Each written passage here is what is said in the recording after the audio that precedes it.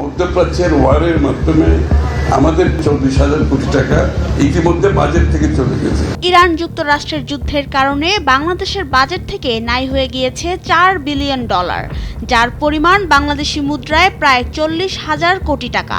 এমনটাই দাবি করেছেন অর্থ ও পরিকল্পনা মন্ত্রী আমির Khasru Mahmud Chowdhury.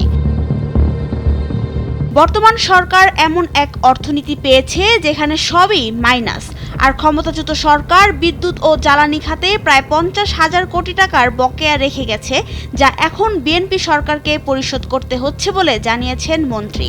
Power sector, energy sector 50,000 কোটি টাকার মতো বাকি রেখে চলে গেছে।